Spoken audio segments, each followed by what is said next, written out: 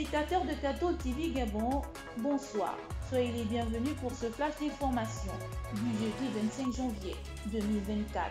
Magistère universel. À l'occasion de la célébration de la fête de Saint François de Sales, patron des journalistes, le pape François a publié le message pour la journée mondiale des communications sociales qui se célébrera le 7e dimanche de Pâques, soit le dimanche 12 mai 2024. Ce message a pour thème « Intelligence artificielle et sagesse du cœur pour une communication pleinement humaine ». Il a été signé de la main du pape François en la date du 24 janvier 2024 en la basilique Saint-Jean du Latran.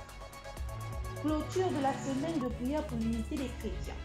Ouvert le jeudi 18 janvier 2024 à la paroisse Saint-Pierre de Libreville, c'est ce jeudi 25 janvier 2024 que s'est achevée la semaine de prière pour l'unité des chrétiens en la fête de la conversion de Saint Paul.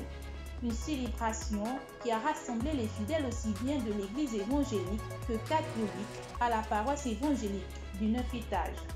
Ce culte œcuménique a été présidé par le président de l'église évangélique et la prédication a été assurée par le métropolitain de Libreville, son Excellence, Monseigneur Jean-Patrick Ibaba.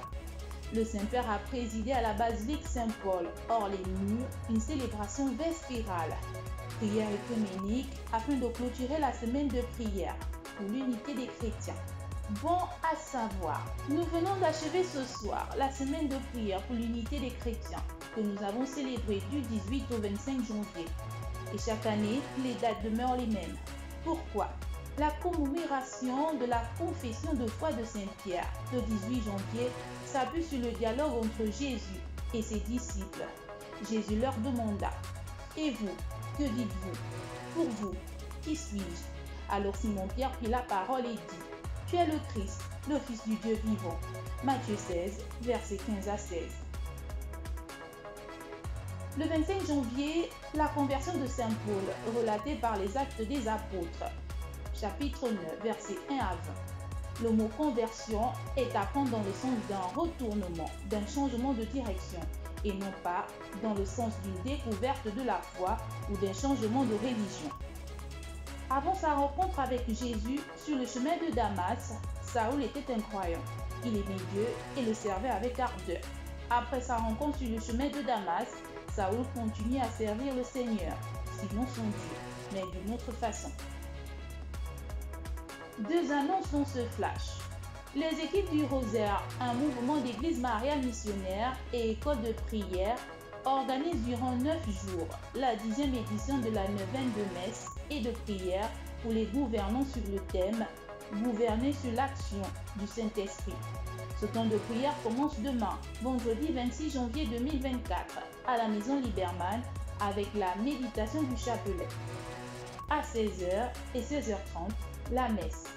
Le sous-thème de cette première journée est « Aimez la justice, vous qui gouvernez la terre. Ayez sur le Seigneur des pensées droites, cherchez-le avec un cœur saint. » La neuvaine de messe et de prière pour les gouvernants se déroule dans les lieux suivants. La maison Liberman, le séminaire Saint-Jean, la paroisse Saint-Marc de Bikélé et la paroisse Sainte-Berthe. Elle s'achèvera le samedi 3 février 2024 prochain. 6e édition du pèlerinage diocésain à Notre-Dame. La quasi-paroisse Saint-Albert-le-Grand, dont le responsable est le Père Victor Adamba, prêtre de la Compagnie de Jésus, organise du 16 au 17 mars 2024 prochain le 6e pèlerinage diocésain Notre-Dame sur le thème « Je suis venu apporter un feu sur la terre et comme je voudrais qu'il fût déjà allumé ». Luc chapitre 12, verset 49. Les frais de participation s'élèvent à 10 000 francs CFA et les inscriptions au siège de l'aumônerie catholique des universités et grandes écoles, au petit séminaire Saint-Jean et dans les secrétariats des paroisses. Chemin de croix en direct sur Catol TV. La famille trinitaire prie en direct sur Catol TV Gabon, le chemin de croix tous les derniers vendredis de chaque mois à 15h.